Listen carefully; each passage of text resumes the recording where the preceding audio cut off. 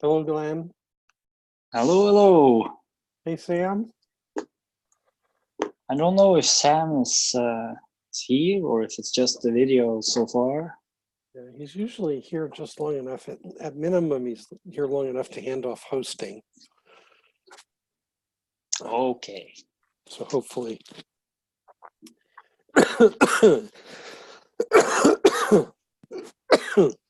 hopefully he'll be able to do that. Yeah. Wow. Good to see you, Doug. And Good to see yeah, you. And you're not I'm- outside. You're not in a cafe. You're not in transit. no, now I'm actually at home every once in a while. Yeah. Yeah. I've been having a day job for a while, and then I travel pretty far, and then I'll also often go through shops and different things on the way back. So it's a lot of traveling, but that's kind of interesting as well. So, and but today it's a quiet day, and I really enjoyed the call last Sunday, and also yesterday in the barn racing.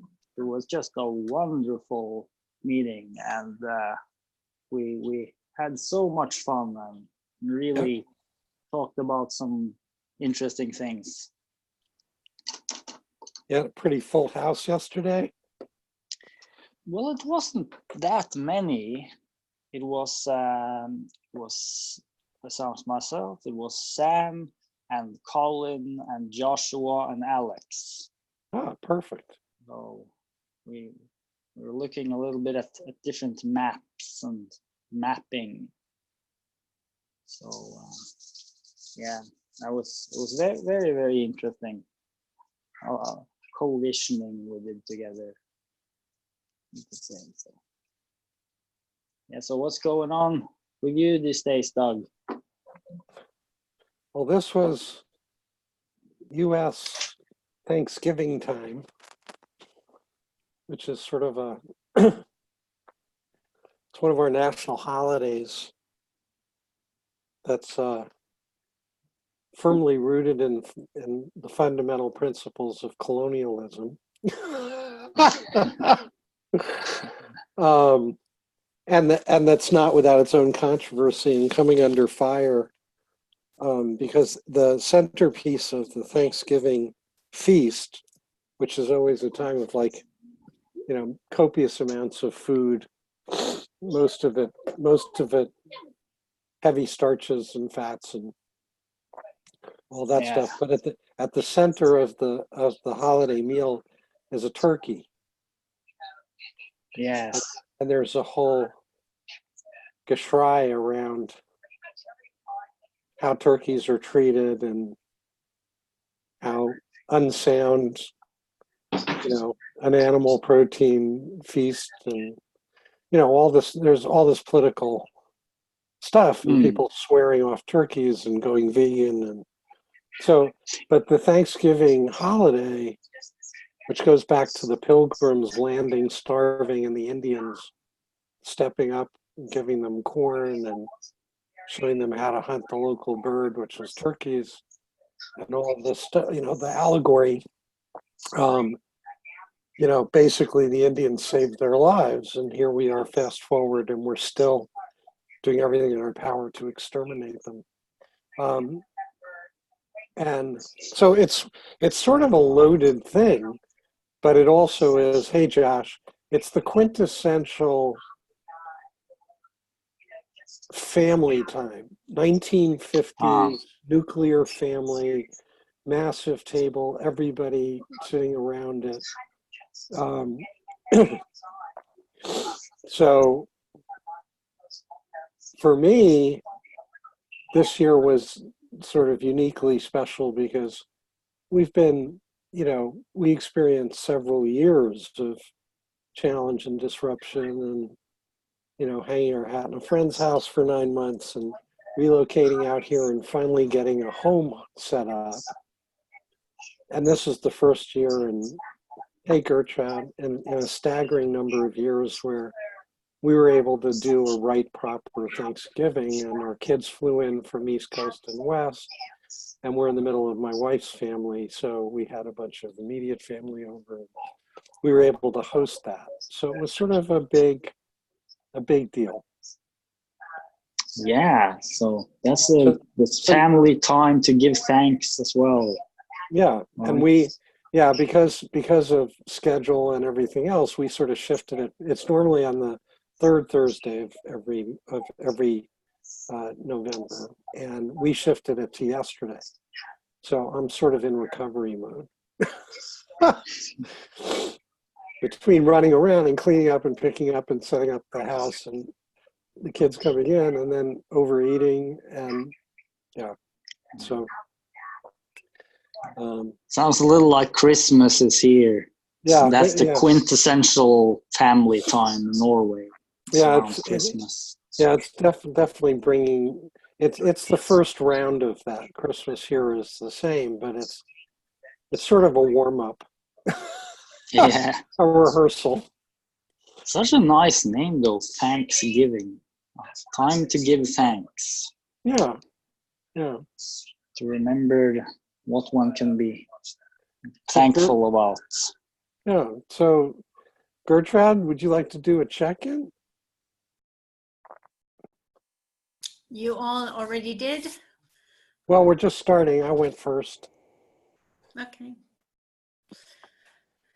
Well, I'm in recovery mode. I'm just coming from my last meeting from our organization. 2 people left. Really? And a few weeks ago, I was like, no dissolving of that organization. So the plan was to dissolve it and then underneath that other person to reconstruct it, and we are like employees, something like that. And one morning I woke up and said, no way, the purpose is not fulfilled. There will be no dissolving. And that took a lot of courage and just staying, not moving. I didn't Staying the course. Staying the course. Just staying the course. Yeah. So we had 3 days, which was good. It went, so I was facilitating with my colleague, and it was really a good way of, so we created, we were looking at what's good and what are the jewels that we have, and to celebrate ourselves and to give a warm goodbye, an appreciative goodbye. And we had a very nice thing. So everybody was sitting in the circle, and then we put a chair in the middle, and each and every one was like, the chair was facing the person, people going, and facing first one and then the other. And to sit there and talk from the system, not from my personal whatever. So that was really good. And I really recommend that. I think that's something we should keep, to talk from the system, from the core of who we are. Yeah, and then we did the domains and whatever that had to, the roles and all this, that was very smooth after that. So it went really well. And after that, I really almost, my whole system was like almost collapsing, and really, I mean, not bad, but I could feel all the tension for, since May. And so I'm in the recovery mode, and really, so I have one more weekend to go, but that is not so bad. But really to end the year in this mode and not working on anything new. Yeah, and what was great after the second day, when we celebrated the leaving, we celebrated the people, we thanked them, we had one day we just put the flip chart paper, we just turned it over and had a blank sheet, and then said, okay, what do we want? And we are 6 people now. One came newly. Oh, congratulations. And we started, and we had a lot of fun. I mean, it was really nice. And one who was leaving, she was cooking for us. And she was in the kitchen and said, I haven't heard that giggling and having fun for months. So it was really like, what do we want now? What does that system, what does the purpose call for? So, yeah. And I'm a little bit proud for just holding the course, not fighting, not against anybody, just say for that purpose, I'm standing here. And I felt a little bit like Kepler or Galileo. So, yeah. And today I was on the Christmas market, the first day, and was really like everything else, just having fun, buying some Christmas presents, and yeah. And I had 3-4 months of really hard work. So I did 2 AI processes, which went really well. So yeah, I think I did a good job recently. Congratulations.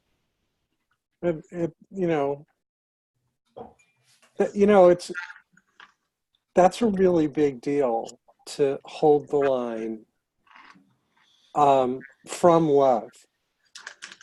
It's easy to hold the line, plant your feet and stomp and yell and scream in a contentious context.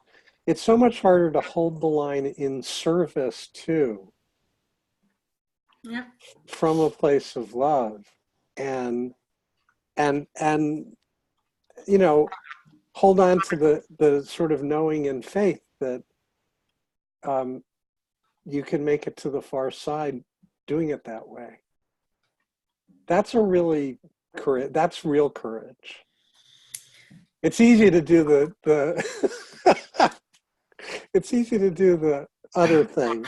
That's sort of gratuitous and low hanging and reflexive, but it's much tougher to do the right thing and the aligned thing. That's a really big deal. And one thing I always reminded myself was like, it's what Ken Wilber always said, it's not conflicting people, it's conflicting levels.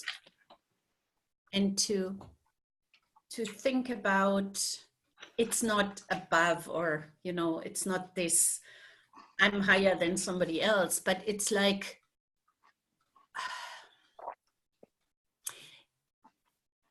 there was one member who didn't get the whole thing the last 6 months or so. So he was very animated and very much, oh, we tried to keep it all together and why couldn't you? And he was really like on adrenaline.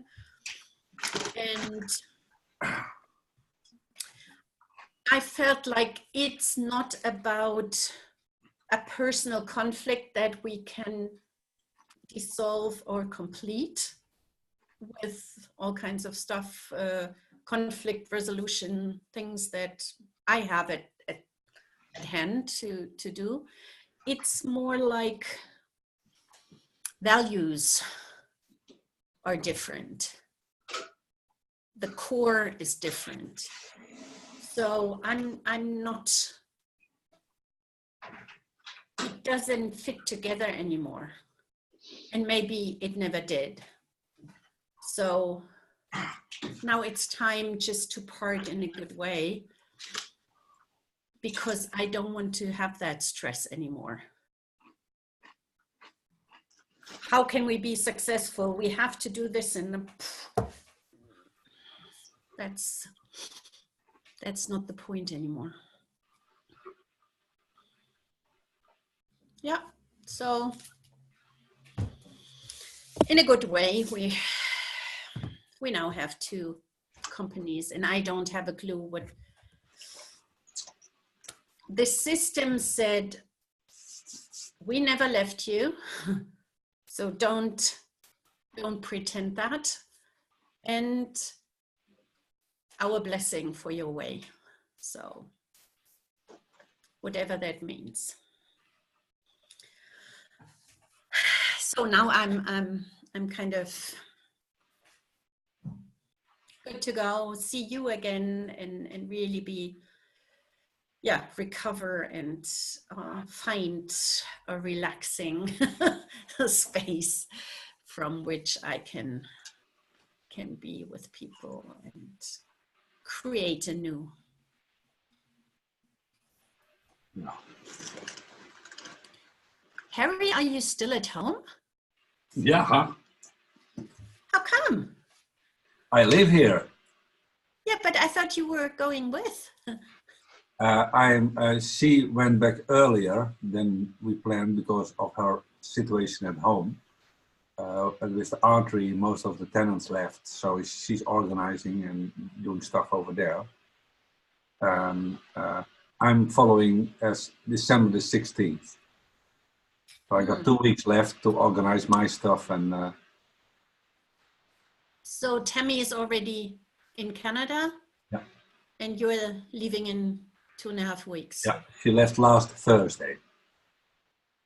Okay. I was just said, oh, I know that space. You know, right? Yep. Yeah. Yeah. Yeah, good to see you. Good to see you, and not being like, I have to leave in half an hour, and I'm just like, oh, to see everybody and just be here, and I'm still the lead link. Nothing changed. So it's like the wizard resides in the eye of the storm and not being torn out. And yeah. Yep. Hi guys. Good to see you back, Gertrude. Yeah, you will kind of, and I can feel it open. Yep. Hard work for 6 months and more. Yeah. Really tough. Yeah. It started when I was in Eindhoven, wasn't it? It just started and didn't go better. Yeah.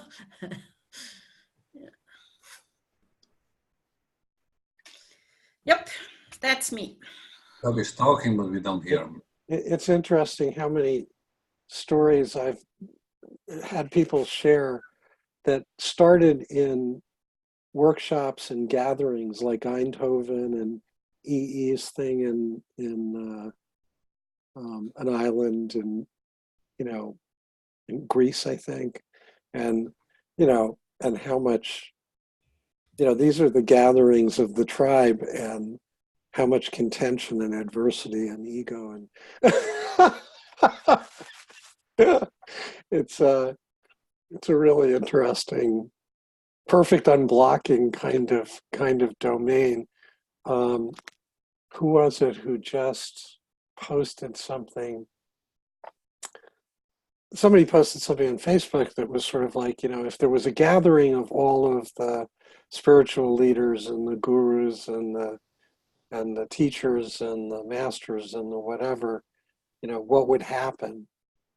And the comment thread was all over the place, obviously, you know, and I made the comment that the people that were truly enlightened and aligned would read and consider the invitation and pass. And the ones that actually attended would be a bloodbath of competition and ego.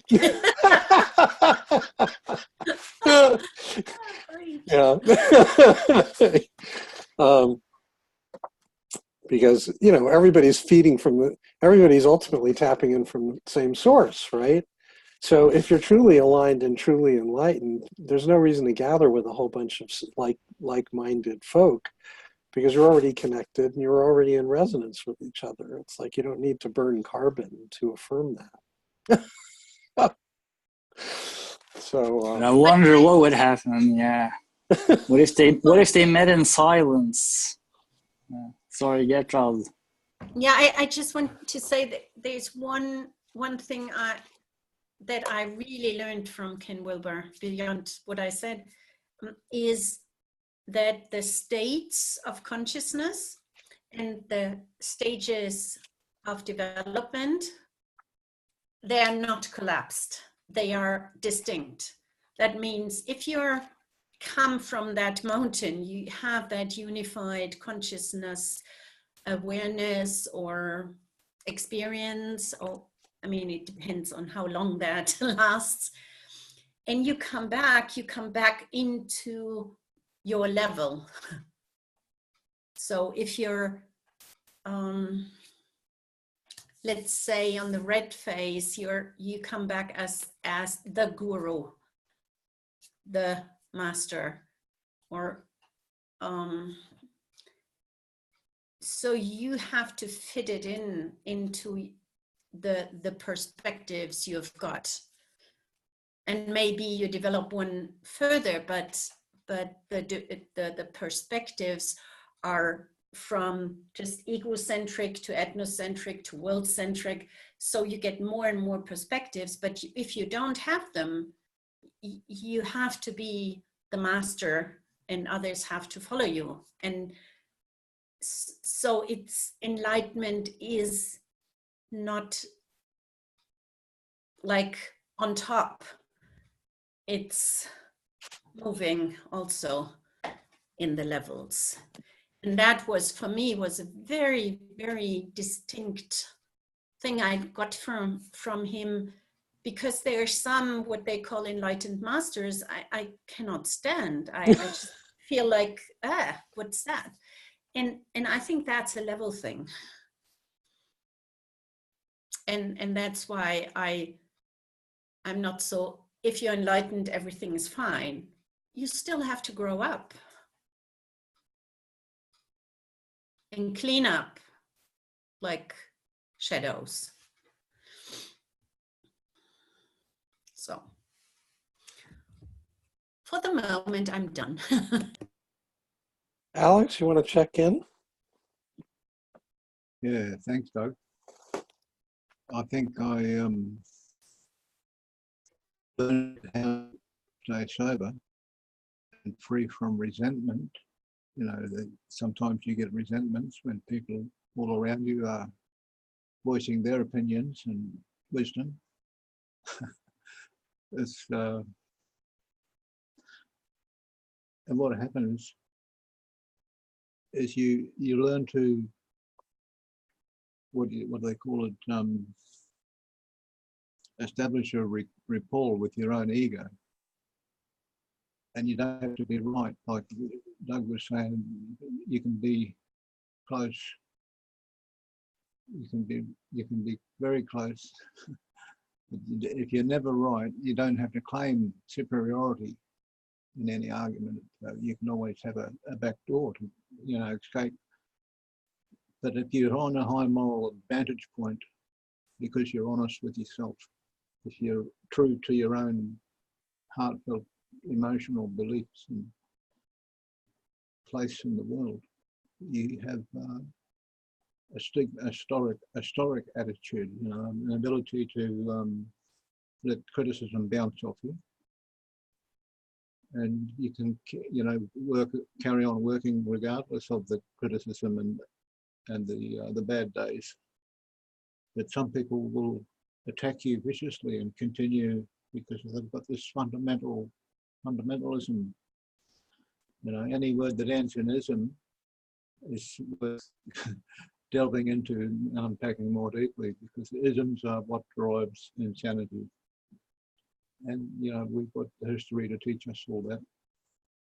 But knowing my worth, my ego, my self-worth, and understanding that it's due to the fact that I have a moral viewpoint when I'm dealing with other people, a value system that teaches me the golden rule, basically, to keep it simple.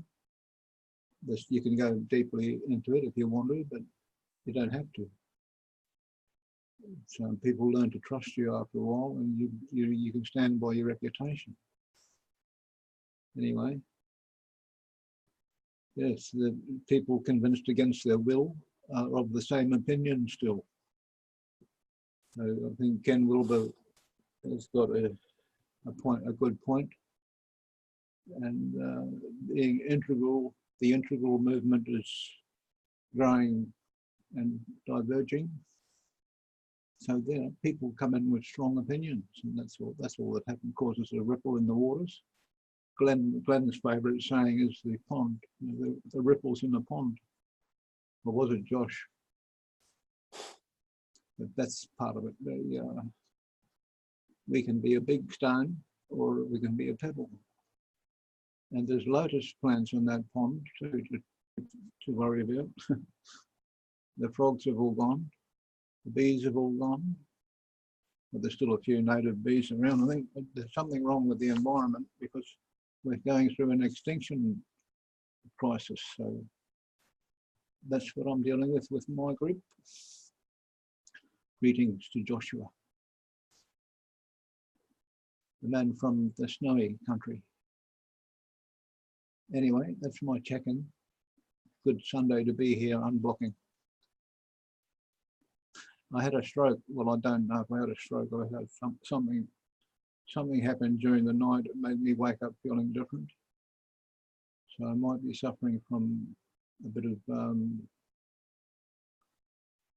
procrastination when it comes to exercise. I've got to do more exercise. Over.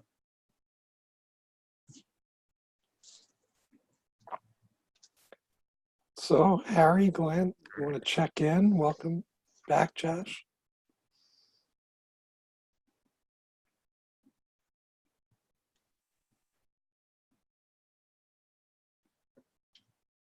I could check in a little bit.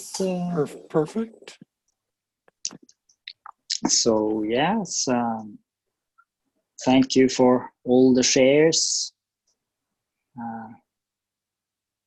Always find it very valuable just to listen to these shares we bring here. And very much enjoyed last week's unblocking call. And even though I was in quite a noisy environment,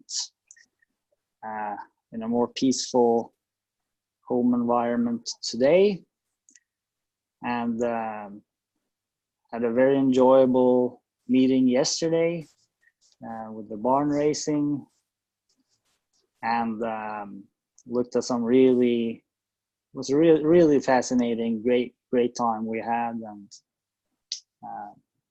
explored some very inspiring things. And I don't have any specific block I wanted to focus on today, but I did write a few notes, and the word value came up, which was also a part of what Gertrude shared. That there were some differences in values that made a team go in different directions. But it did come to me as I wrote down a few things earlier. It's a very interesting thing. What is it that people really value And sometimes we also say values, many value systems, and maybe, you know, in dealing with the complexity, perhaps value could be a kind of guiding beacon or something to make life a little simpler. If I know what do these people in this room that I happen to be with for whatever reason or involved with, what do they really value? What do they care most about? And maybe then that could be a way to kind of know if we're in the same right room for now, and also how, you know, perhaps where our values align, obviously.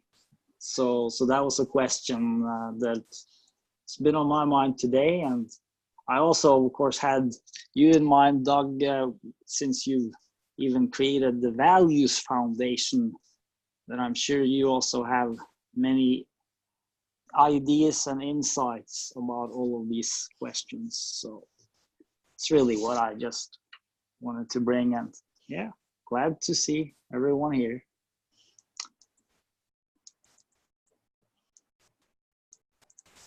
Josh, would you like to check in? Sure. I just spent the last 40 minutes trying to get online to you guys. So I cleared off the snow on the solar panels and I sat there waiting for it to track the light, and it just like got a little tiny bit. I've had 3 days of no sun because of these storms.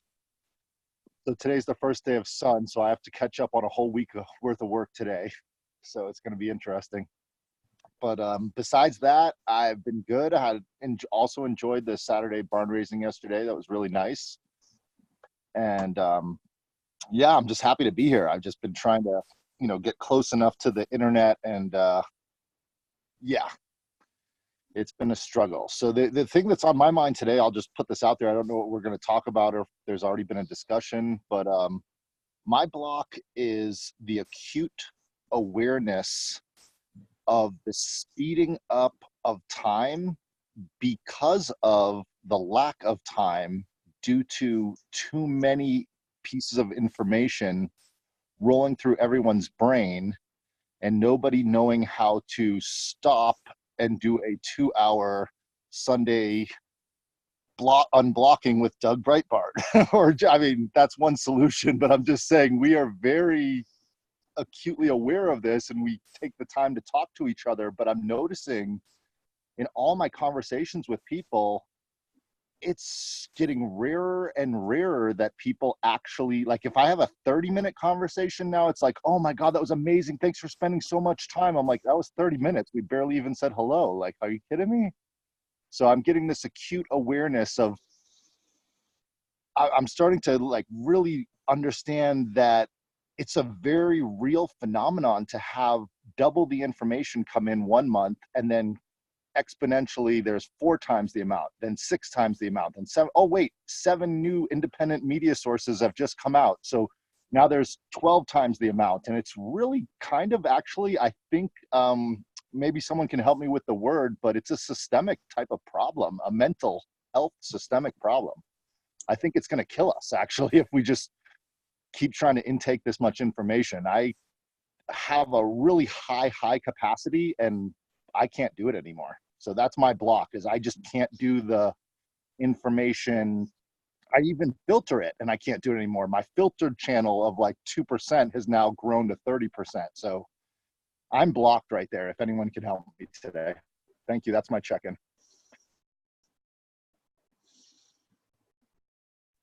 Harry, would you like to check in?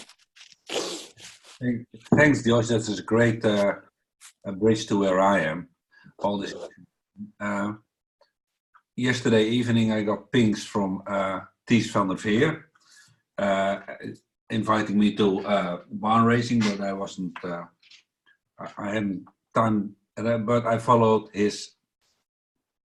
I have to remark, Tammy is gone, so I'm thinking and talking in Dutch. So now switching to English, takes way more brain space than it. I've been practicing for days, and now I have really to switch the translator to on now. So I'm noticing that's when I start talking. T shared a link to a video that was about indigenous people in Colombia, and basically in a number of years ago, they came out of their splendid isolation to talk to the world and warn us that things are going wrong, that the climate is going sideways, and that they always have known everything is connected, and that we need to learn that everything we do basically destroys the coherence of the planet, and we are in danger. Well, we see proof of this now, like years later, we see proof of it all around. And then, so I was touched by that. But one of the things they shared, and that links to what you said, Joshua, is, okay, in order to get their thinking out of the way, they chew tobacco, because that stops the thinking part of the brain, so they can feel better what's really relevant.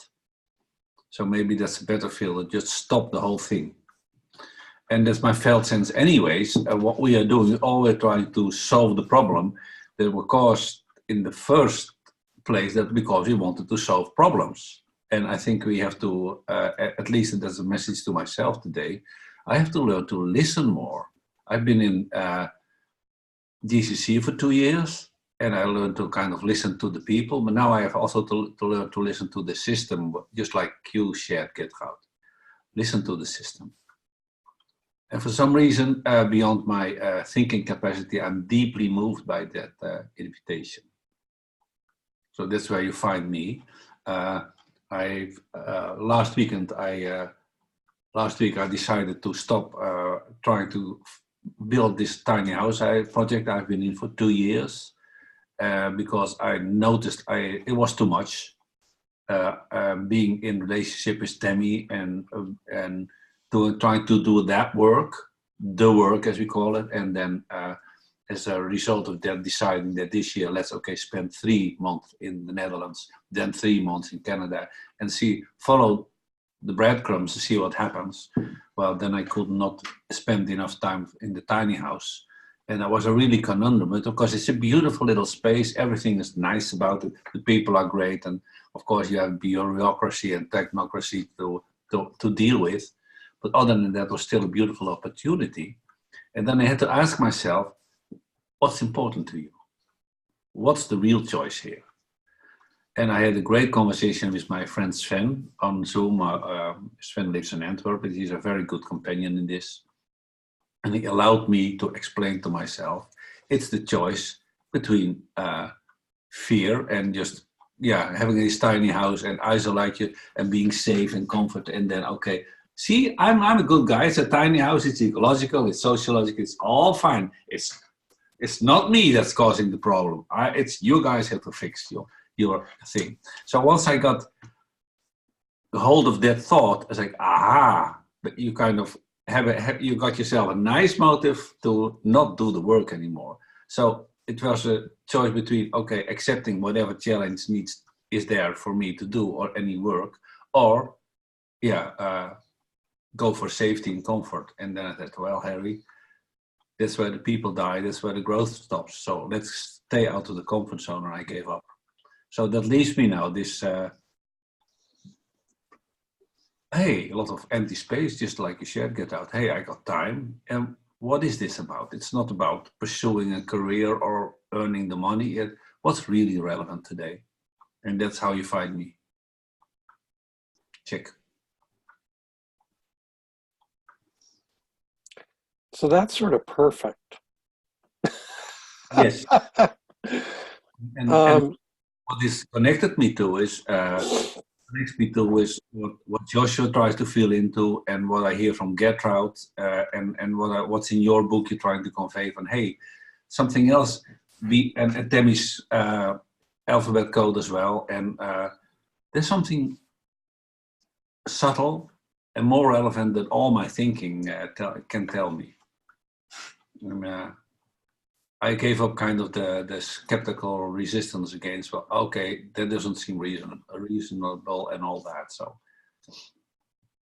that's it. Thanks.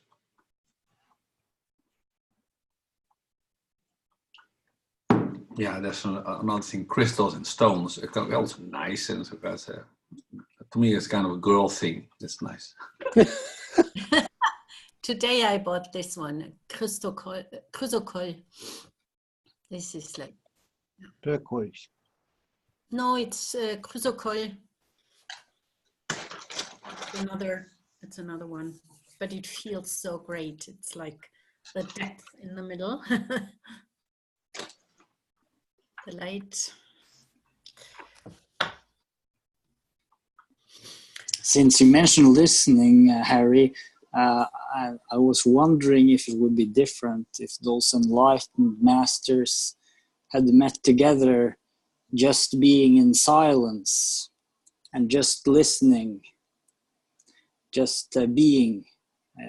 Maybe that could work out.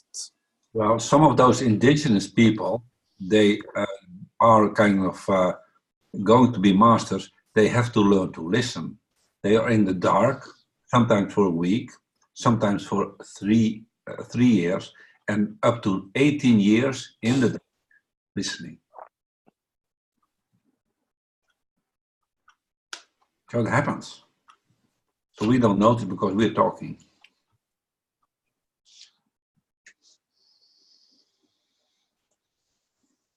Gertrude? I don't know who said that if we are in the problem solving mode, it's about, so when we solve one problem, we create a bigger one for the next step. So I don't get in, like cars were invented to solve the problem of horse apples on the street, to the pollution, what they called it, of horse apples. So if we're in that mode, we have to solve this one, then we might create a bigger one. So solving climate change, I think, doesn't work. It's more coming from that listening mode, and not listening only to people, but listening to what calls for to have this,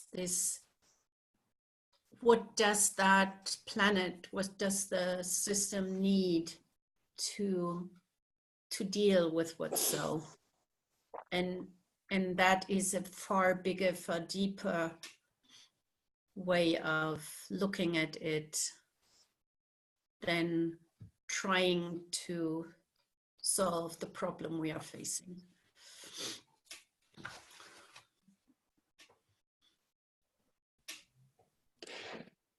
You know, part of the, once you get to listening,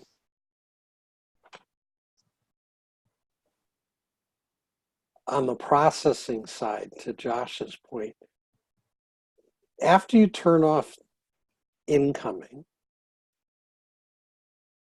because we sort of have all the information that's needed already. Once you turn off incoming, or the imperative, it's actually through an experiential lens, it's the imperative to need to keep up with incoming. So it's a letting go of that. It's the other thing that came to mind was, you know, the letting go of the need to be using the latest, greatest technology, which I lost decades ago, and keeping up with tools. And it's letting go of attachments to all of these things and getting to a place of presence. So listening still carries with it a little bit of imperative, being in a place where you can receive whatever's going on around you on a multidimensional level, on a multifaceted basis, is actually a little different than listening, I think. And feeling into and experiencing all of the different dimensions of meaning and memory and pattern recognition and resonance and dissonance and in the moment. Like, there's a lot to do in silence. There's a lot of possibility in silence. And, you know, in the back of my mind, I was thinking, as people were talking, I was thinking, wouldn't it be interesting to like log into Sunday Unblocking and have everybody just be in silence for 2 hours without anybody saying anything about being in silence for 2 hours, but just sort of feeling into the space. And isn't that just as much, you know, a restoration of an old form on an indigenous basis, which is what indigenous people had the want to do. Welcome, Jazz. And HCK Dishes, I assume, is Colin. Correct, Armando doing the dishes. Doing the dishes, okay. So Jazz, would you like to check in? And Colin, would you like to check in while you're doing the dishes? You guys can do that serially, since it might be difficult to follow both of you if you do it at the same time.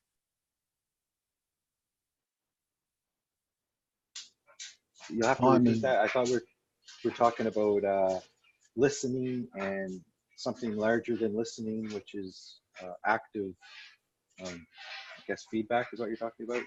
I'm just following along. That's what you're saying, trying to find what the conversation's about, but it sounds good. Thank you. Jazz, would you like to check in? Glad you made it, by the way. Very short check-in. I'm just going to listen and catch up, come up to speed, see what's happening. As I haven't been, must be about 3 weeks, if not more. I'm very busy in the house with the little one. Fortunately, both the youngsters are asleep currently. So I've got some nice to be here. Thank you. I'll just listen and catch up.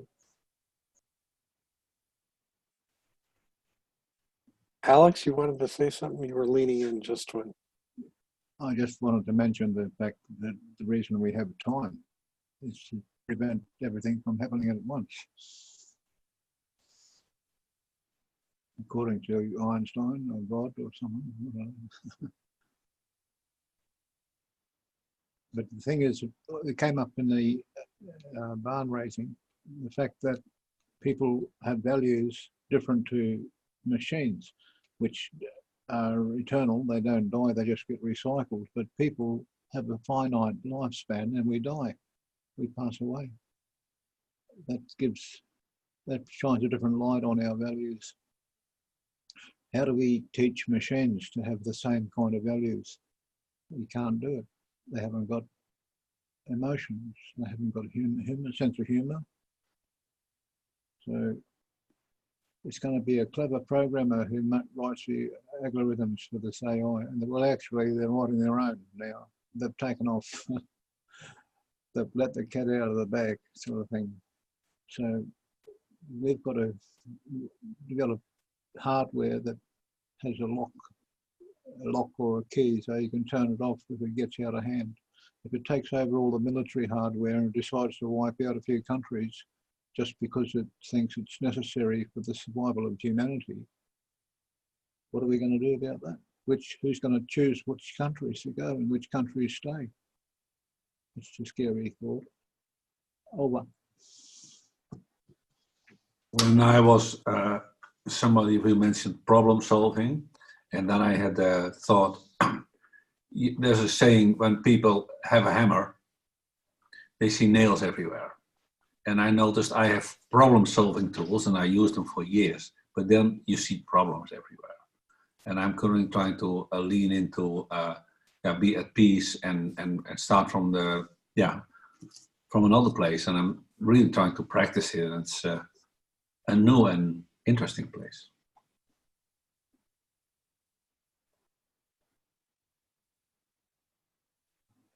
Glenn? I also wanted to chime in. I can recognize much this experience of information overload and too much thinking, a kind of madness, kind of obsessive thinking that happens in my mind all through the day and seems to be a common pattern.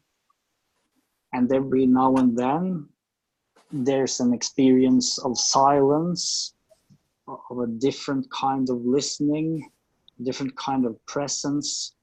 But it's true what Josh says, that the distractions and the amount of inputs, that can be a major threat to the possibility of having space for this silence. So, and we don't seem to have any grandmothers to ask for advice about this question. We don't have a knowledge that's passed between generations that is perfected in how we deal with machines that send us signals. I mean, I see every time I go out, people are looking at these machines. So obviously that's a reality that's very current. And what are they looking at? What are the impressions that they're receiving? I don't know. It's from an ocean that's too big. Yet it feels like it's very related to this. And I think, yeah, I'm finished. So just Linda has something here. What if I said, I'm a machine? Whatever Glenn said, whatever Alex said, not disregarding what Harry said, and that all those parameters that they are talking about are within me. If I were to make a machine, would I not put similar parameters into the machine? The understandings of the words used by all three of those very nice people and my understanding of those words are entirely different, from a different point of view, a different perspective. And we may not have a grandma, Glenn, but we certainly have a lot of grandfathers who took the patience and the time and to write down their knowledge, pass it on to us, and they made sure we could get it one way or another. We just, we don't really go looking for that kind of knowledge. Very few and far between people of my ilk who go looking for that knowledge. Is a rarity, and it's written in the book. You've arrived here, you are a rarity. You will understand and they will not understand you, whatever you are. So, if we're going to be afraid of moving into the realm of making machines that do our bidding, we might as well stop here. The whole experiment of the human race is built on evolution. And we're evolving, and machines will evolve with us. They have been evolving. I started off my career in the motor trade a long time ago as a driver, really, which I really enjoyed, but it soon became boring. And the evolution of the motor car or the aeroplane or any machine, going back to the weaving machines that started off a big strike in England some 300-400 years ago. We've always balked at making machines our slaves for fear that they make us their slaves. Most machines will continue to be weapons unless we unite. The biggest weapon, Alex, is mankind. Every weapon we have, there is a finger or a code that has to be verified at least 3 times before a weapon of mass destruction fires. There are fail-safe systems. The only times we've had mass destruction weapons go off is intentionally.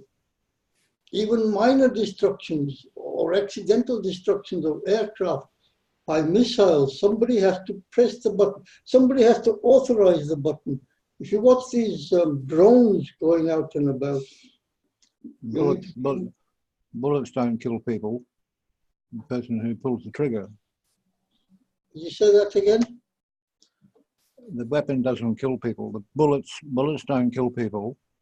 It's the gun in the hand of the imbecile. You know what I mean? I think you'll find that without the combination of the two, the gun is useless. You might be right there. If you want to argue the semantics and or the grammar of how to put that sentence together, that's another thing. It may be a good argument for selling guns, but I don't buy it. Words. Weapons, words. Conversation. Are we agreeing or are we fighting or are we compromising, collaborating? I think you're sidetracking me now, which is a very good ploy. I've fallen for that sort of ploys many times, not today. So, do we want to have that? Do we want to go where no mankind person has ever gone before? Or are we going to sit here and keep talking about the dangers of destruction? And I'm all for 2 items here. Item 1 is the last one, and the aforementioned evolution to arrive at and go forward, to lose this fear.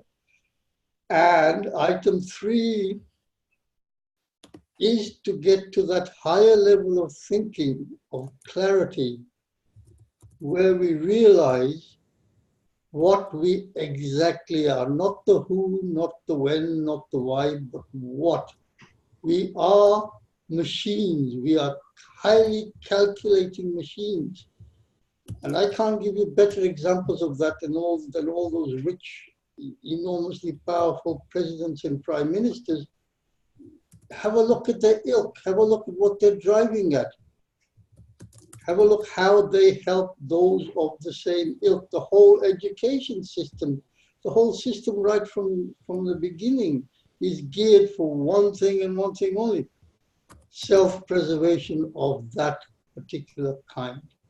I'll rest it over complete. So if we're going to get out of that mess, what is a harmonious relationship? For example, would we see the machines as weapons if we felt and knew that we had enough for everybody of what we need and we can all be safe? It's a system in place that's working. Why would we consider machines through that lens of, let's say, getting the edge of the next person? That's one question, of course. But I guess what I really most want to know is how can I live harmoniously with these machines? What is the conscious relation with these machines? I take a break from them, okay, but then I come back and I receive all these impressions and all these conversations, and sometimes it's a context which, you know, moves in a direction it doesn't feel that it's related to the real purpose. So, for example, how would we be if we were aligned with our greatest purpose? Yeah, those are a few of the questions that come to me when we talk about all this. So Glenn, I have a question for you. So if you were sitting there right now and there was a hammer on the table in front of you, does the hammer deserve a whole lot of energy and attention?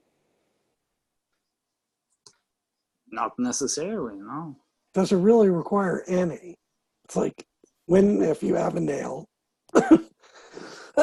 it has a discrete value and purpose for a second, which is to drive the nail into whatever you're nailing. And then it's an inert tool that sits there until when next you have a nail. Right. So the truth is, at least for me, you know, a tool is a tool is a tool. It's not the point. Doug, it's like who's driving the tool? Like what are we, you know, what is the, before you get to what we're doing with a tool, which is already like way down the road, right? What if the pause that refreshes is starting from the very, very beginning, which is, I exist in the middle of, who am I in the middle of the universe that I'm in a corporeal sense? How much of the universe of non-corporeal energy-based stuff do I not even have awareness or perception of that maybe it might be worth trying to tune into, which requires creating the space and the time and the attention to focus on that as an exploration, right? So it's like, what am I doing? And I take huge exception with Jazz saying we're a machine. We're not a freaking machine. We're living beings. And living beings are vastly more interesting and powerful than just tools. Saying we're a machine is saying we're a tool. Human beings aren't tools. We're capable of doing things. In that sense, we can resemble tools or be tool-like. But I'm not a tool. I'm a human being. I'm a living being. I'm part of a biological world, not a mechanical one. And from that place, experientially, when I open my eyes in the morning, starting from the basic, you know, most fundamental basic inquiry, how am I experiencing the world around me? How do I create the world around me? How do I respond, react, and engage with the world around me? As an agent of change and as an energy source, right? Is my net generative potential toward the good or toward the negative and the extractive and the destructive, right? And I've got company there. Hold on, Jazz, I see your finger, but you can put it down. I'm in company with, you know, 8 billion, give or take, other living beings, not to mention the biome, which is in the, you know, exponential factor of that. And how am I in relation with them? You know, Tammy has an expression, right relation. That whole concept, I think, is a hugely powerful idea. And from an experiential place, because the only thing I got is my experiential frame. How do I live it and experience it in the present, in the moment? And that's starting from the beginning, right? to Josh's point, creating the time and the space to actually have an exchange and conversation with another person. Before you get there, how do I establish the me on my end of that conversation? How much time and space does that require? Right? And so, yeah, I'm very, and values are a kissing cousin to those questions. Like, what are the imprinted, embedded beliefs, values that literally mediate and define how I experience my life, how I interact and engage with everything and everybody around me, what actions I take and do or don't do or refrain from doing. Like, that's all rooted in my values as governing principles. So I've got Josh with a hand raised, and Jazz, I know you want to come back, but let me give Josh some voice time and then we'll circle back around. Josh? Well, maybe Josh Winder wants to talk on what you just said, because after he's done, I would like to, about the tool analogy with the hammer. So I'll cede my, to Josh Winder, please. Okay, Jazz? I wanted to, Josh Winder said about maybe we are a computer, we are a thing. So let me go ahead, Josh Winder, and I'll talk after you. Right. Well, it's really Doug who's brought up a whole lot of things. And these are not the first time he's gone through that particular settings, which is excellent. And I do remember most of the times he has gone around. I'm not going to accuse ourselves of going around in circles, which I have done before. Notwithstanding his use of profanity, which may or may not be applicable, I did say, Doug, you and I have a different point of view. You are very close. And you're moving up constantly, commendably. So, can we have, I will put it in a different way for things, like you talk about destruction. Can we ever have construction without destruction? Prime example, there's a big yellow thing that comes up every morning for everyone that is destroying itself while it gives us something to build with. And this human being thing that needs is not a machine. First of all, human. The word human only came into existence, to my knowledge, somewhere just before or after Darwin. It's no more than 500 years old, and it excludes spirituality.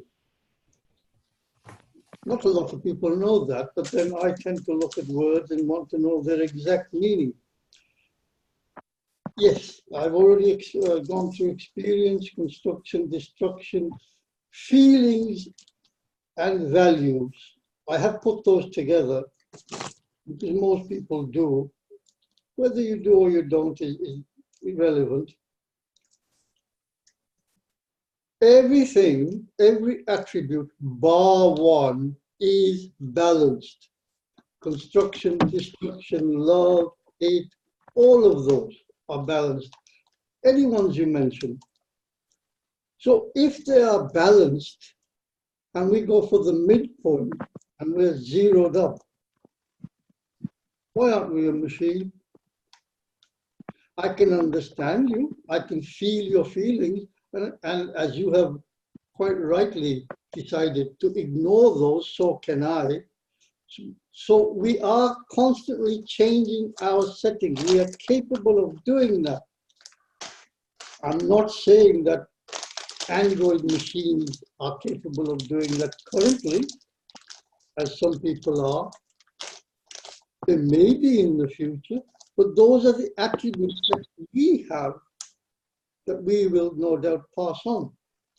Actions and construction. Yeah, How many million years did it take us to learn to use something as simple as a stone hammer? Or before that, even a wooden hammer? And what hammers did we use before that? Millions of years of evolution has led us here. Millions of years of trying to open a nut with a hammer and an anvil. And scientists currently, Lord bless them, are putting some sort of a time scale on how long the Stone Age lasted. That's stone hammers. And then at the end of the article was the question, well, what did they use before they used stones? I'll leave it at that. I'm complete.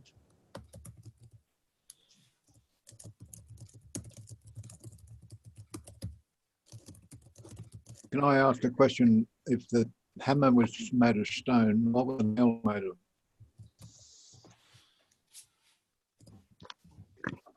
A mermaid?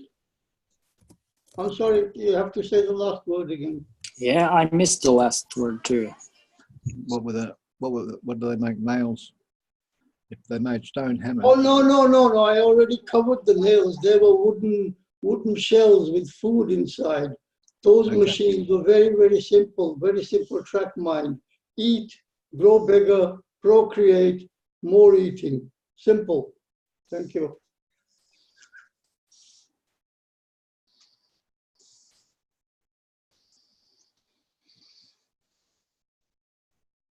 I think you're muted, Doug.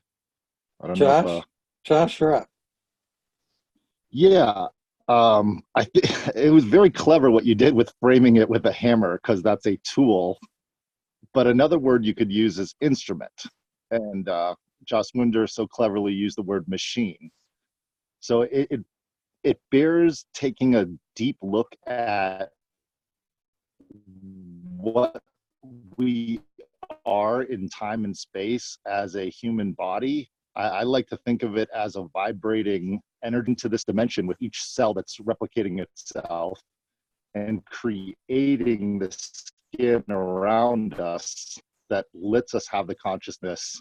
So another way to reframe what you said is, are we musical instruments? Are we vibrational tones that are communicating with our vocal cords, which are actually physical strings that are vibrating through a cavity of your mouth that can change with the tongue, which is amazing, and change the volume and pitch and shift.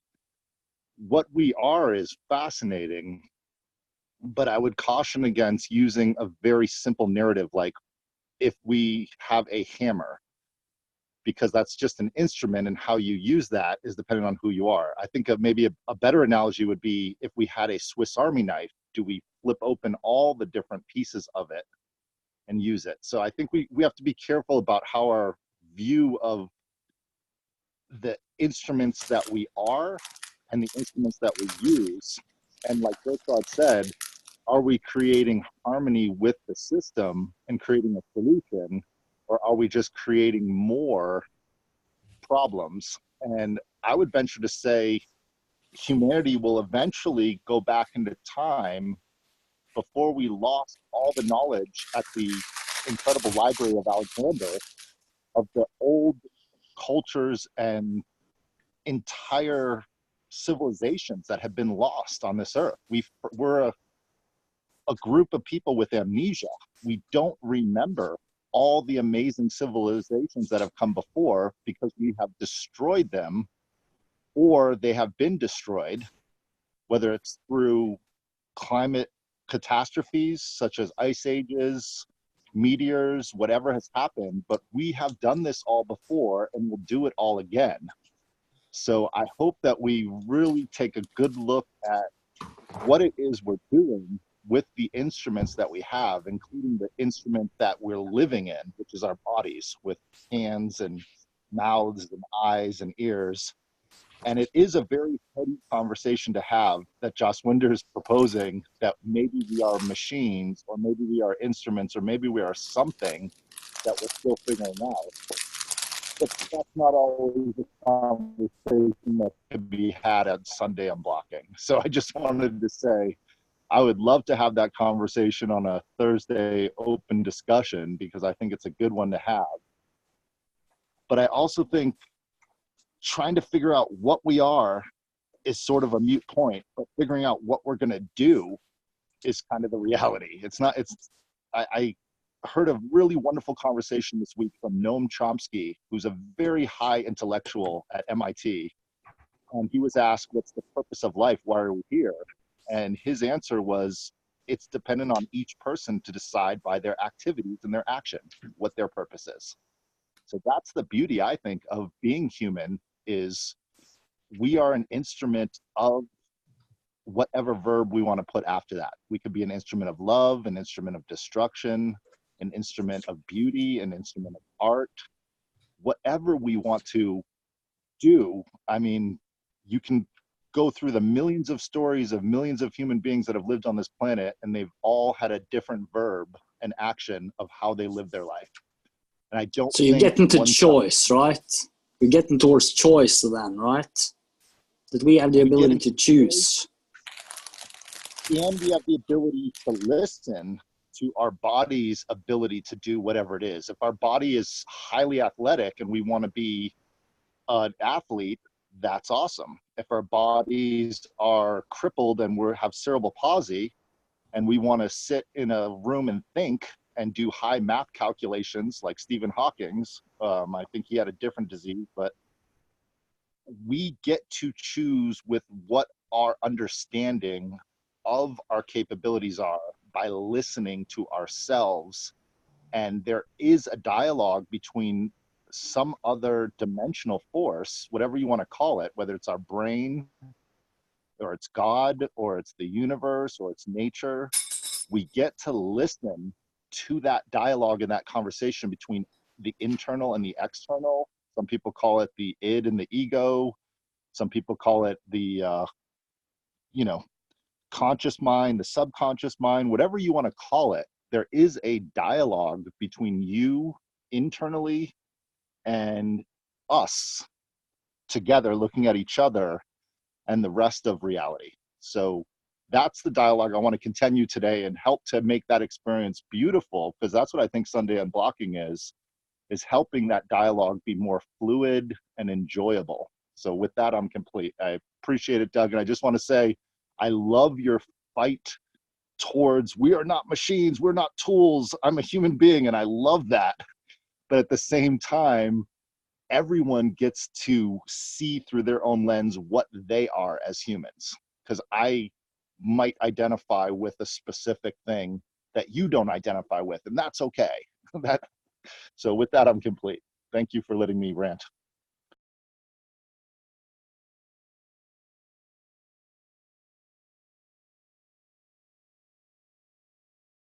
Is my mirror image coming over and reading out the right way around? Does it say technology and tools? Yeah. Or does it say tools and technology? It says technology and tools. Technology and tools, yes, yeah. It seems to work. Well, that's out of the book I'm reading about the hidden web, the hidden internet. There's so many tools available, so many apps. It's just mind-boggling. That's information overload again. So when that happens, I go back to keeping it simple. It's a matter of filtering, like Josh does filtering and Glenn does filtering, which is great. But I tend to believe that the filtering will take care of itself if the initial conditions are established correctly. Before I allow the data to flow through the system, I set the initial conditions. And there's three things I need to filter. I need to filter spam, I need to filter fake news, and I need to filter what they call extremism, fundamentalism. And then I can work with the rest to decide, pick out from the rest what I find interesting. Hello, Dave, reading. And that's a part of it. That's a big part of it. And certainly, I'll leave it at that. Thank you. Welcome, Dave. Do you feel like checking in, or do you just want to hang? Just hang. Okay.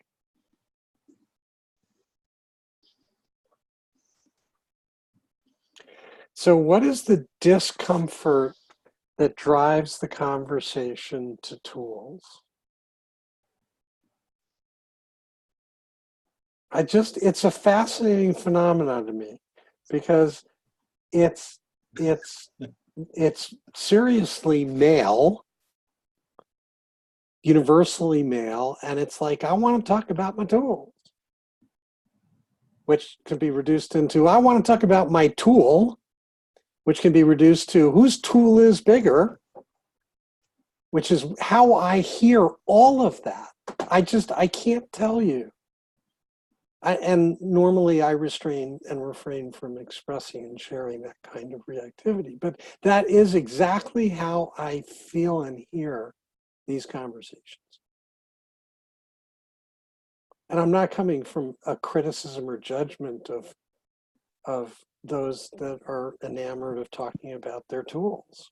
But I just can't help but believe that there isn't,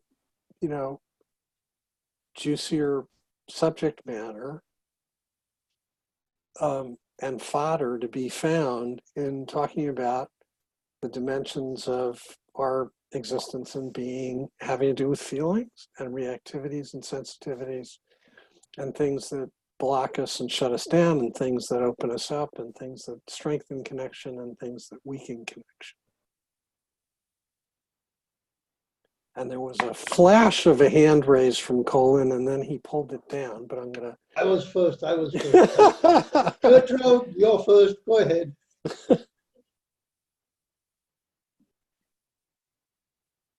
Talking about me? I would like to go back to Josh's first question.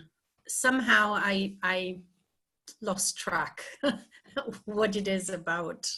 And thanks, Doug, for coming back to that. Yeah, it's a, Josh, you were talking about time, and I don't have time. We don't have time to take in the information, and at the same time to spend time with people, just to be with them. And I was thinking, and then the conversation went somewhere. I was thinking about what I learned in the brain training, that if we are in beta mode, so in this normal day lifetime,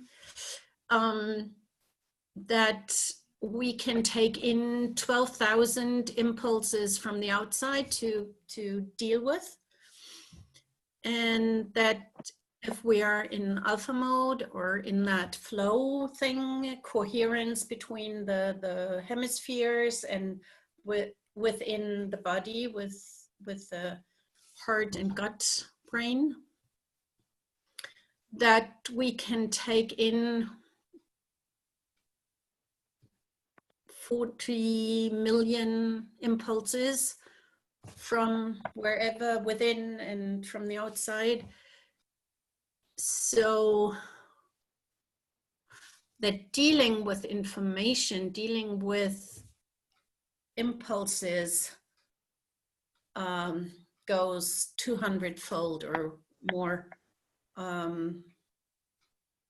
Just being in another mode, so that there actually is no real limit.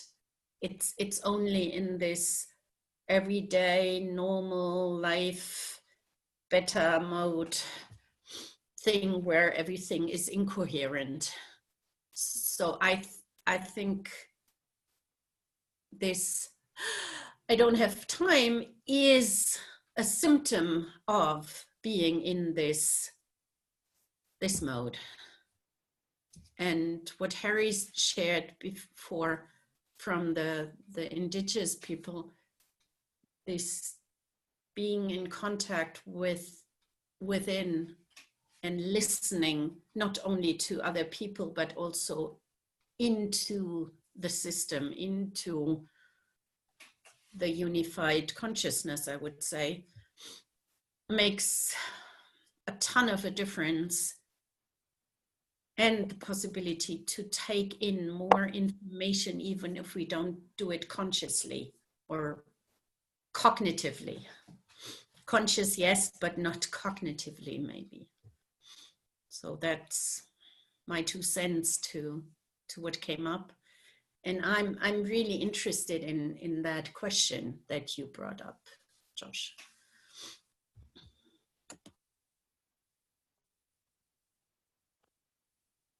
Well, this is an interesting conversation. It's going in directions. I would just do an exercise I used to do in my mid-20s when I was studying Buddhism and neuropsychology. And it's an exercise to go into a place you've never been, blindfold yourself, stand in a room that you've never been in, or in a place you've never been, take off the blindfold, spin around in about 1.5 seconds, no more than 1.5 seconds, not even 2 seconds. Put the blindfold back on and ask yourself, how much information did you just take in that 1.5 seconds, neurologically? And it would blow your mind. It's more information than any iPhone can take in, just in that 2 seconds that you took in. And if you do the same with smell and with taste and sound, the amount of information that you just took in the amount of 1.5 seconds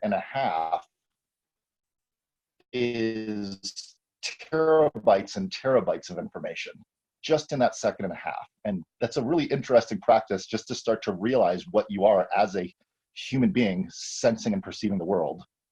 And then times that by thousands and thousands of seconds within the day. And if you're traveling and going to places you've never taken in the information, what I found fascinating from neuropsychology is once you've taken in the information in your brain, it gets stored and it gets recreated falsely. So there's blind spots in your iris that are actually filling, your brain will fill in those spaces. So you're not actually seeing those things, but your brain has cached it like a computer, literally. It's cached it and it's recreating that. So you're not actually taking in the information when you're in your own room that you've been in 1,000 times. You've already cached all that information. So that's what if that makes sense, Gertrude, that's what I mean by the amount of information is speeding up. We're starting to travel to places we've never been with our tools of measurements, like satellites up in the sky taking pictures of the Earth with Google Earth. We've never had that perception or that view of the entire Earth mapped out. And now we're using new tools like LiDAR, which are going even more detailed. So it's very much similar to a book I read called Gödel Escher Bach, The Eternal Golden Braid.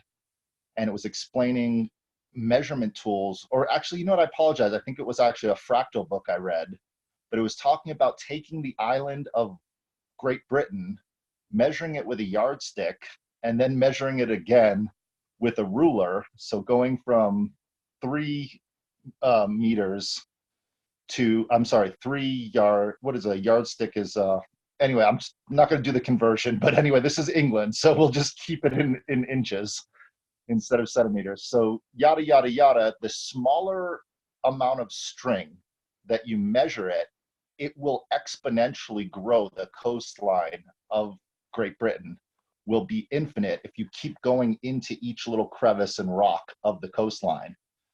And I think that's how reality is and how information is. You'll never, ever measure it all because it will continue to grow forever. And we're kind of actually insane to think that we can measure reality. I just think it's a insane idea. Does that make any sense, Gertrude? And that's the way I look at time and perception of reality. Is ever since 2012, I noticed personally, being an internet expert and a digital marketing expert, the amount of information I had to measure with my digital marketing tools started to grow on an exponential level in 2012 because of social media had matured for about 6 years. It started roughly around 2006 is when it was pretty darn mature, but 6 years later in 2012, it was everywhere. There was Pinterest, there was Twitter. I mean, the amount of information that grew, it got to the point where it's not sustainable. It just over flooded. And now in 2020 that we're heading into, I believe there's a crisis of conversation. So like right now, if I wanted to talk to you guys about the amount of information I took in a slow week when I didn't have internet for 3 days, it would take me about 4 or 5 days just to talk to you about the last 3 days of information I took in for only 6 hours. That's what I meant, Gershon, if that makes sense. And to be able to really go in depth and explain it and listen to you and your understanding of that information so we can both communicate and understand it. How do we create that time to do that in an information overload? I think we're about to create insanity for I think everyone is insane right now. I truly do. So I will be quiet now so we can have more dialogue. Thank you. Gertrude? Go ahead, Gertrude. Does anyone of you know Anastasia? The books about that Russian healer, special person in Russia, that she, so the cedar, the tree. So she's into that and getting her information and the connection with that Russian cedar. And she has, so there is a Russian merchant who happened to meet her and writing books about her. And she is a healer and a sage and whatever you name her. And that woman says she doesn't have the information in her brain, but has the access to every information in the world, just focusing on what she wants to know and then taking it in, I think, through the third eye or something like that. So, and he's talking about it, how she does that. And she's telling him how she does that. So it's like, you don't need any information stored in your brain. You just need that focus and that access to that always ever available information, and just download it the moment you need specifics. And I thought, so when I heard this, when I read the book, it was really like, oh my God, we could do that, everyone, without, oh, I have to learn this and that, and just learn how to, so to not, it's like the internet, but on a indefinite scale. So you don't have to learn it yourself. You just have to know where you find it. I thought that was a really interesting. So she was brought up in the taiga. She was not savvy university degree person. All she learned from her parents and her grandparents. So like I was first, Alex, definitely before you. And in answer to the question, where do we want to go? That is the answer, Gertrude. Thank you very much. that is an excellent stage to be at, to know how to access that. I call it an information bank. We have an excellent one within us, and then there's the external one.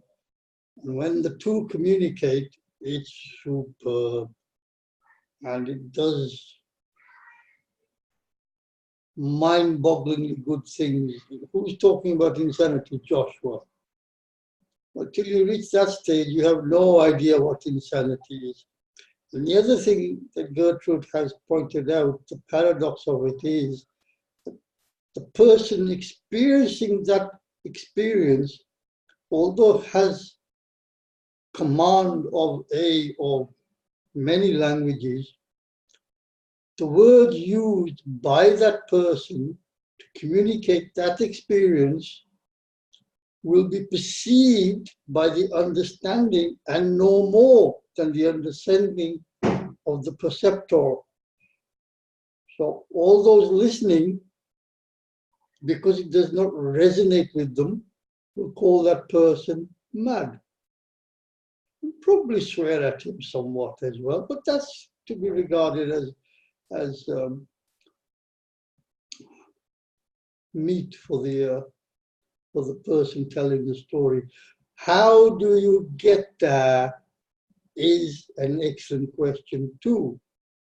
And there are various techniques to be practiced, and one of them is meditation. There's silent meditation, there's the loud meditation, with the eyes open, with the eyes closed. Practice makes perfect. It takes a little time, a few years perhaps, but then it took us 18 years to be proficient in a language to be able to talk to each other. I'm complete.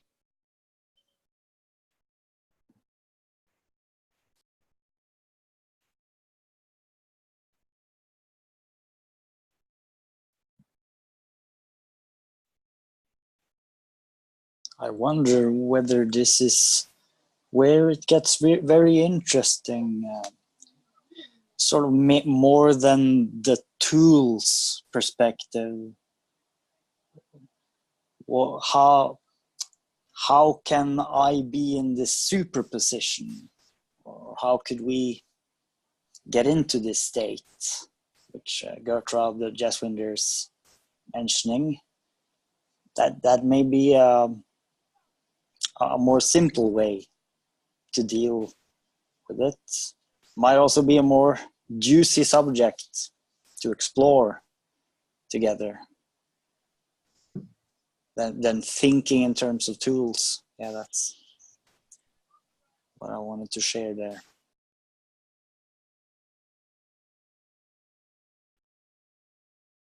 I can see a problem that arises when you're sane and everybody else is insane. You've got to be careful of that situation. And I confronted with my ego. I've overcome the issue with my ego by making friends with it and making a deal with my ego. So that if it behaves itself and doesn't try and steal all the thunder, I'll let it exist peacefully. So, that way I can work around things with my ego. I don't have to be right. I don't have to look for admiration and kudos. I can just do my job, can complete my chores as they come along, sort of thing. Peterson would say, clean your room. Over.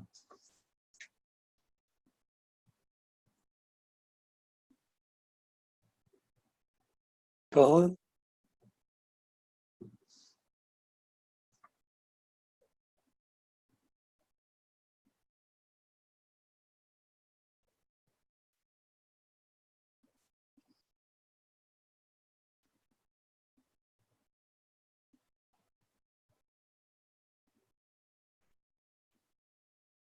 Colin, we're not hearing you if you're... Okay, there, that's better. Yep. Sorry about that. again, equipment change. I'm going to use that as my excuse. My tools in my space have changed. I now have my new wireless back again. So thankfully, no wires again. I hate wires, but now we're doing audio through the phone. And as you can see, that's an analogy towards my point about tools, of course. You have to define the context of the space that we're holding. So if we are, there's a million different contexts. So which one do we choose for this space? So trying to map that out comes down to me to try to understand, the essence of what the gifts are from the different people, or what they're offering anyway, or what they may need, and this alignment thing. But that's kind of as far as you can take for granted. After that, it's here's my tools. And if you decide to say, well, wait now, don't go into your tool space right now, get out of your tool shed, get out of your garden, come back down to the town square, enter into the library, we're going down to the archives to look at Sam's stuff, right? If we can visualize that context, then I know to put my tools away. So I think that's a big part of it, allowing people a little bit of rope when they know it's appropriate. The right label on the can, I guess, was the way I felt that sting of being mislabeled and in the wrong context. So there's a lot to be learned here by not having guardrails imposed because of an efficiency structure of value or whatever. As soon as you start saying, well, we do it this way, that's a guardrail. You could do it another way, but this is the way we do it. And if everybody uses for example, Zoom, then we can, so we take Zoom for granted. So I guess I'll just leave it as an idea and ask Doug a question to try to zoom in on context. When you switch between those contexts, which I assume we all do, how do you signal that I'm actually going to start talking about tools now, or right now tools don't help me, or I appreciate that tools are important right now, but that's not the building that I occupy day to day. So if you want to talk to the tool people, that's great, but they're 3 doors down instead of everybody meeting in the same room. So that's the context I see. So it's not that you're saying, oh, these tools, airplanes just design themselves, and I like to go get on an airplane to visit, my friend in South Dakota or whatever, or in Seattle, or wherever, Berlin. But that airplane doesn't make itself. So when does the conversation about the tools that made the airplane relevant? Well, they may never be for you, but I think we have that spectrum of, in what context are we in? Are we completely abstract, or are we right down to the plane's wings have to be de-iced, and we need a tool for that because, that's very important today. And so you might ask somebody, does this airport de-ice wings? But if you didn't know, you're at a low, so when does the tool information become important to you? When do you trade off? And how do you, it's probably going to be a simple answer, but I hope you understand what I'm asking. When does the relevance come into your forte, and what do you do to respect it, but at the same time say that's not what I'm doing, or that's not helpful right now, or basically what I'm saying, because I find there's that distinction that needs to be clear, which is kind of the theme of what we're trying to do at the GCC a bit in barn raising, is visualize these spaces so you can invite somebody in and they can adapt to that space better, instead of just being in a completely general anything goes type of area. And these long-winded comments, it's hard for people, like, I wanted to comment on a whole lot of things, but it's just a rich playground, and how we figure to use these tools to be interactive in real time or soon time, when the data's still warm, as opposed to, oh, that happened 2 months ago. So there's different levels here, and I think it's interesting, rich, but also very confusing. I'll leave it there. Oh, I'm up here now. Sorry. Got to teach myself new tools.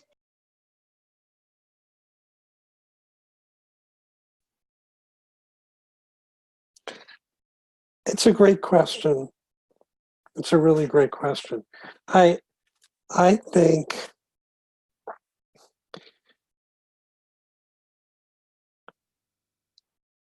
there are a couple of different places to come from in responding to it. In terms of for me personally, I see us as existing in this industrial cultural frame. And so I see there being 99.999% of everything is preoccupied with tools and building things and making things better, faster, cheaper, smaller, whatever. And so I'm interested in what isn't being talked about, what isn't getting the investment of time and attention, and elbowing some space for the being biological dimension of our existence in the middle of all of that industrial chaos. And it is, at least from my experience, it is an elbowing reality, creating space where there's an opportunity to prioritize connection and understanding and resonance on a biological level. And so that's on a personal side, that's where I'm sort of generatively coming from most of the time. And that's just a discretionary choice on my part of where I'm looking to place my time and attention as generative potential, right? But I mean, at large, in terms of the bigger question you're raising, I see it as a signaling question. And the problem with the tools that we have in the tool makers is that they're not recognizing the biological in their design. They're not recognizing that, Glenn likes it through email and I like it through text, and Alex likes it through instant messenger, and Gertrude wants it through carrier pigeon, and Harry wants it in the form of a graphic. And the data underlying all of those modalities and channels and forms of transmission, the data is the same, but the expression or the channel through which it's delivered varies. And that is completely a function of individual preference, receptivity, and openness. And if I get it through the channel I prefer and that I find easiest to grapple with in terms of handling incoming signals, I get the signal. And if it comes through a signal that I can't relate to, I don't.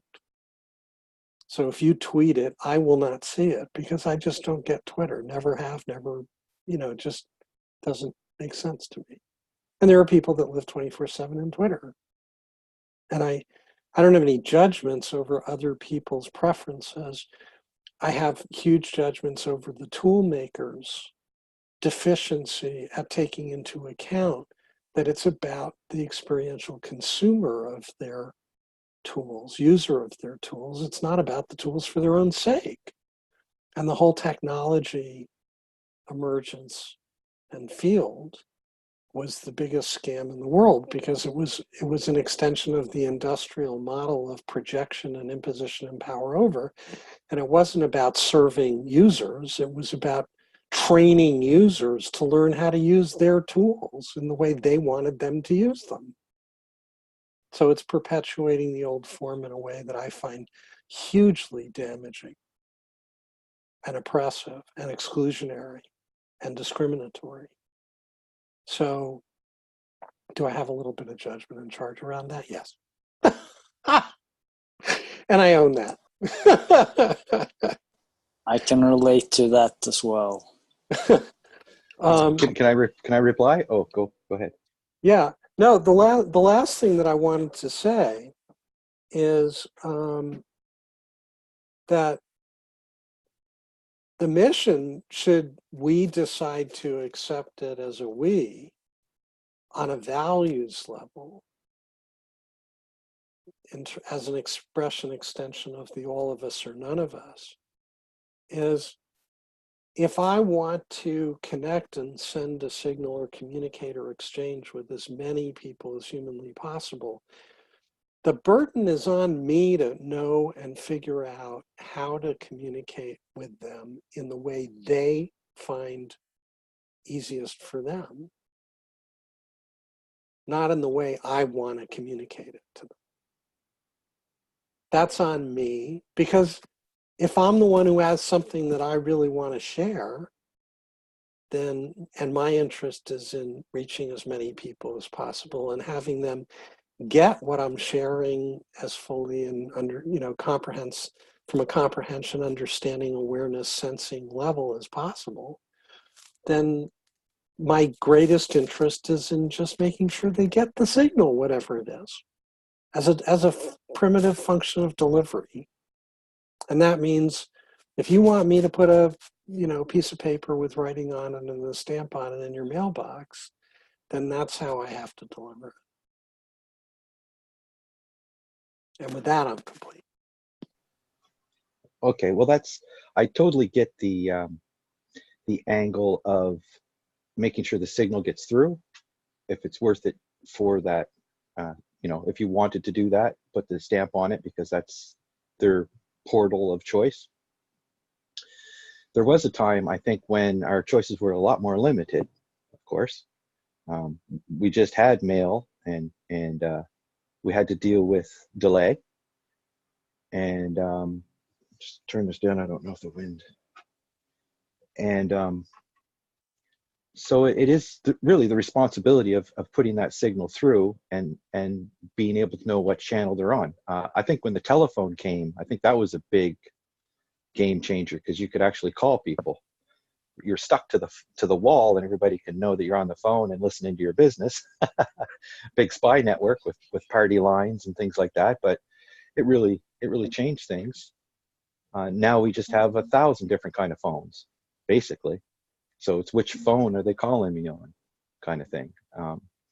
So I think the tools should serve the people at one level where the tool isn't in the way of the usage. So it's not a burdensome to join in and use the tool. Like I think Trello's pretty good choice for just getting a list of ideas that stick for barn raising, for example.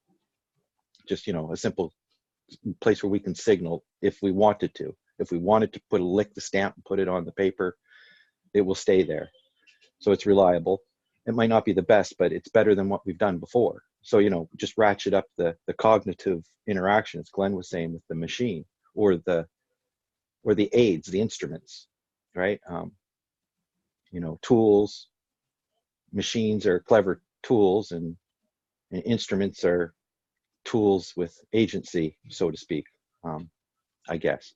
So, you keep getting up down the level of purpose. A hammer can be used for a lot of things, right? Not just nails. So there's that angle of it to make sure the technology isn't in the way, and the responsibility of making a signal with somebody. And on the other side, which I'm kind of losing what I was going to say. I went a little stray. May have to come back. There's the condoning of the fact that the reason why we do spend 99% of our time on tools is because it is the way that we've got to where we are. I know what I was going to say. So when you're talking about knowledge repositories and is this knowledge working for me, or is it Google taking all of my stuff and scanning it to advertise to me? That's where I was going to ask you about Hollow, but there's new things being built, these distributed systems where people are trying to take ownership of their own stuff, using new protocols to actually link the data so that it's no longer under the lost old school web. It's going to be more of an RDF ontology type of things where you can actually find things, these puzzle pieces that we were talking about yesterday. So So I'm wondering, is it just the tools that are in the way that they should work better, is part one, and part two, is there a new type of tool that isn't old school, that's new, distributed, and is centered on the value scheme like Hollow was supposed to is, or whatever, for people, as well as, you know, who owns my data and who has the right to harbor my data, and how do I make sure it's encrypted and doesn't get destroyed and there's backups and it doesn't cost me more than, you know, 2 cars, you know, because, you know, Google can do it for next to nothing.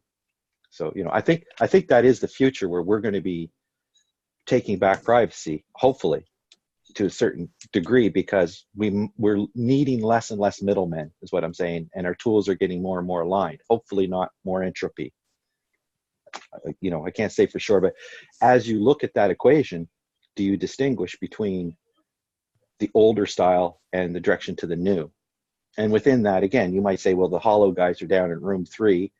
The old Federal Reserve oil dollar, I don't even think about that, so don't even talk to me about that. And if you want to talk about, you know, building value in your organization, please stand in, you know, come and sit in and have a seat. You know, I'd like to talk to you about that, because that's exactly, you know, your values foundation frame.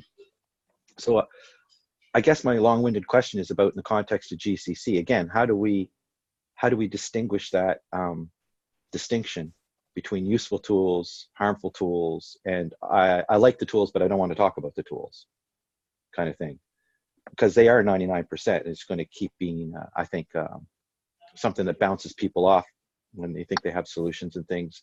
You know, that's what's going on in barn raising right now, and I think that's a big block that we've had.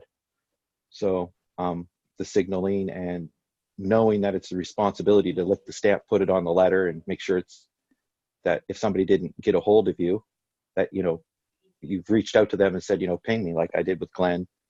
And I think me and Josh have a bit of a back channel going too, depending on busyness. So, you know, how do we bring that back to the forum and give updates on that? You know, how do we cross-pollinate the different interests, kind of thing? So yeah, that's what I kind of see happening.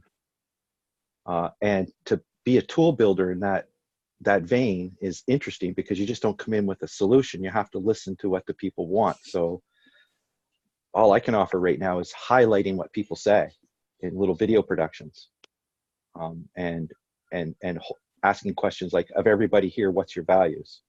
Of everybody here, what's your definition of a tool? Of everybody here, you know, how do you like to align with people? I think, you know, that should be something that we do. Yeah, okay, I see you, Jazz. So, you know, yeah, it's a little frustrating. I don't know if you can read into that for me, Doug. That would be great. And I'm done. Thank you. Jazz, before you go, we're at the top of the hour. So all next shares, contributions, thoughts, reactions about today's I'm session. mighty grateful to HCK, although it's a little bit on the long side, but the amount of information in there has made my insight into him much, much clearer than it was previously. Just as a very short checkout on that one, we are doing exactly what it is you want us to be doing. And this collaboration is evolving each of us in the direction we want to be going in, and the direction somebody else wants us to be going in as well. The only perception I have is that our own mental blocks, our own systems, which tend to conflict with the new information, it takes time for the new information to settle in. And the best time it does that is about 4 a.m. in REM, and it runs the whole scenario. And the information is updated or rejected, but nevertheless stored, whatever the decision is. And that in itself is the shortcut. This is not matter over mind. This is mind over matter. You are the mind. To understand that you are the mind is to understand that you can be in control of that REM period. But that takes a lot of practice. You have to practice. Everything you have achieved so far, you have practiced sometimes well over 100,000 times, and you don't even remember. That's another point that's excellent, is that not remembering shortens the time after a while because you only remember the doing. So the zero is a very important, the nothing part of our cosmos is very important. We have to have that nothing. It shortens time.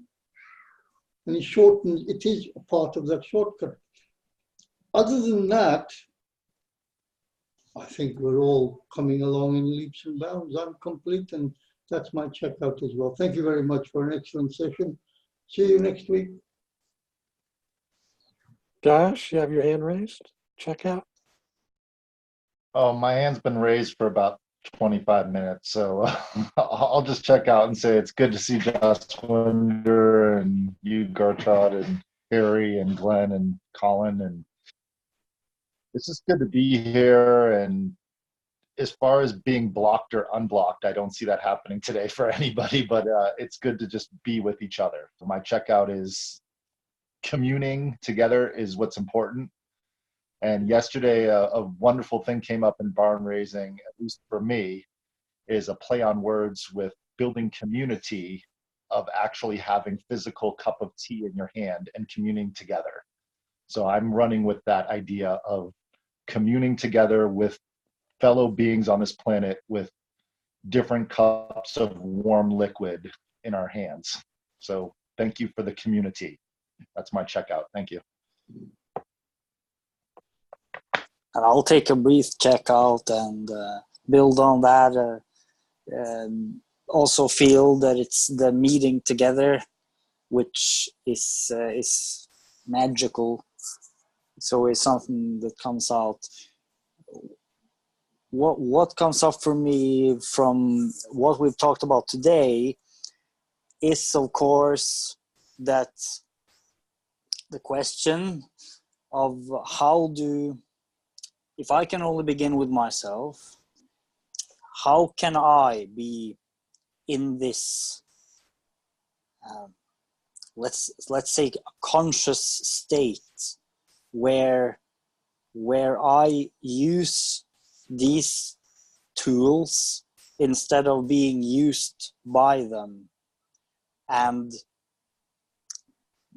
the problem or the challenge that Josh brings up and that Doug mentions too, that really seems to be very real. I mean, I heard a conversation recently where they went into this, that in Silicon Valley, there's a lot of the executives in the biggest companies are really trying to understand if there is a way to have a more sustainable model than the one that wants people to spend as much time as possible just with that app, with that device. So there is an understanding that this isn't healthy, and it creates a lot of mental health issues when we get addicted to these continuous stimuli, and that there is an economic gain from these companies in us just reacting in this kind of way. So it's a very specific issue, and it really needs to be addressed, and we need to find a solution to it, I think. And we can find a solution, each of us. So I just hope that we can all, inspired from all we talked about today, can look into how can I be responsible with these machines? How can I not get hypnotized and sucked into it all the time? How can I make sure that what I do with these machines does serve my real interests and isn't just a reaction to some kind of automatic thing that's running, and it doesn't really care for my interests. So I guess it all once again comes back to this issue of how can I be conscious, and you know, which also obviously is always at the heart of it. And in a certain state, you know, maybe I can be in contact with all the information I need, and I might not even have to look at the computer. I can just leave it off. And at least sometimes I find that very, very useful, and that it is a need to stake out some periods where we really have some space for connection. I did that yesterday and today, and yes. So with that, thank you once again for a very enlightening meeting together.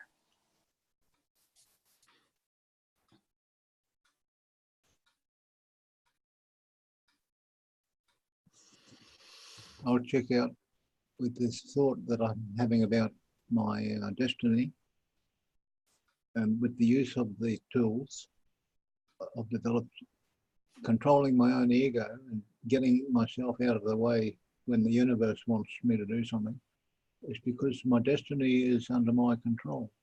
I've got this free will. So I'm the master of my own destiny. I can't control the destiny of anyone else but me. And that way I can align. That gives me this ability to align with those that are following the same path or are vindicated as such. So this is where the discernment comes in for me. And that's about it. Thank you all for a great session.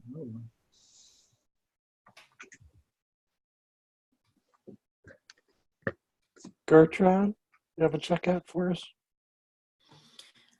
Yeah. First of all, Josh, thank you for your question. I thought it was a very interesting one.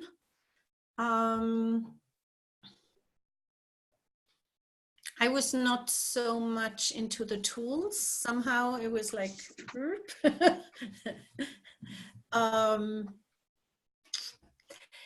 and I want to tell you thoughts that I had. We don't have the Friday experiment anymore. So I thought maybe we could do the Friday. I could host the Friday for something that is not recorded, but have the opening for doing our method to do the trigger point work. So whoever shows up might be part of supporting others, or being, coming with something where they are triggered, and doing the work. Just Winda had the very first glimpse of it. And I thought that could be an idea to have that people feel a safe space, not having to be recorded and posted, but just being there and showing up and then seeing what happens, and unblocking in another way and doing the cleaning up, the shadow work. So that's something I thought could be good for the next year. Maybe not this year, because I still have another course coming up, but that is one of my thoughts for the next year. Yeah, I love it, Gertrude. I think that's a great space for experimenting, so that people that don't want to be recorded can actually join the GCC. I think that's what's keeping a lot of people away, is a lot of people don't want to be recorded. And if they had that Friday to not be recorded, I think that's wonderful. I just wanted to say that. Yeah, and that just sounds coming great. with personal stuff as well, and not being broadcasted. Yeah. Yeah, like an open Thursday, but not recorded, meaning, or if you have an agenda, that's cool too. But I love that idea. I wonder what everyone else thinks.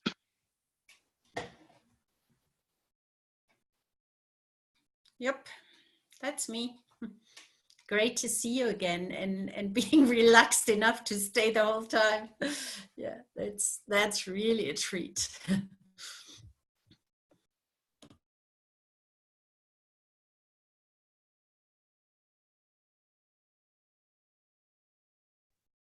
Harry, parting thoughts? What was interesting for me is that the oldest information I got is from the indigenous people, that everything is information or thought, whatever you want to call it. And also the most modern,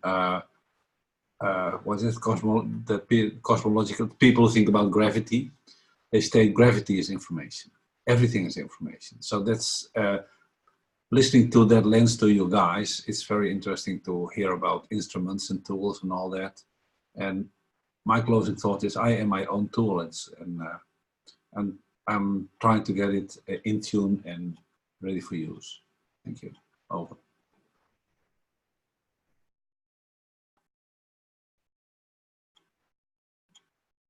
So I think has everybody gone? Yes. Yeah, I think the Friday thing is interesting, as well as possibly having Friday could be like around the world day, where you could have different meetings scheduled to different time zones. You know, Saturday and Sunday people can generally make if, you know, they have 9-to-5 jobs or whatever, but Thursdays and Friday, you know, during the week, it's a little harder depending on where you live in the world. So it'd be interesting to not only look at, you know, what's been blocked, what hasn't been blocked, and how successful are these things, but map together with, you know, a moving target around the globe. It might, you know, put some more interest into, and perhaps not record them, but what I've kind of wanted to say about that is produce special little pieces of it. So you say, oh, could you say that again? Or, you know, and indicate that that's something that you would like to clip out that chunk and have it. Like Doug had a couple today that were really good, that, you know, if I could just hit the button and clip them and say, you know, put that in Doug's pile. And I think we can. I could have recorded this and I think set everybody's video to a different file, right? So, you know, with that idea, with a couple of hard drives, you know, and some simple timing software, you might be able to experiment with some of that stuff. But anyway, I just wanted to put some experiment back into the Friday experiment idea of experimenting with time zones. You know, that could be whatever. Like that would be an interesting way if we could scale a bit, not just have the one time when we can all meet, but, you know, there could be like a main show on at this time period, and then other ones sprout off where, you know, Gertrude said she would like to do one. Joss said one about science. I think Glenn's raring to go. He's had a few shows. So, you know, that I think there's people here that are experienced that might be interested in that. I just thought I'd throw it out there if nobody's been thinking about it. Thanks. So Gertrude, I'd love to support you if you want to take the reins on some time on Friday. I know Josh also expressed an interest in taking some Fridays. So, you know, it's something we should talk about async, you know, offline, and figure out the whens and the specifics if you want to make that real.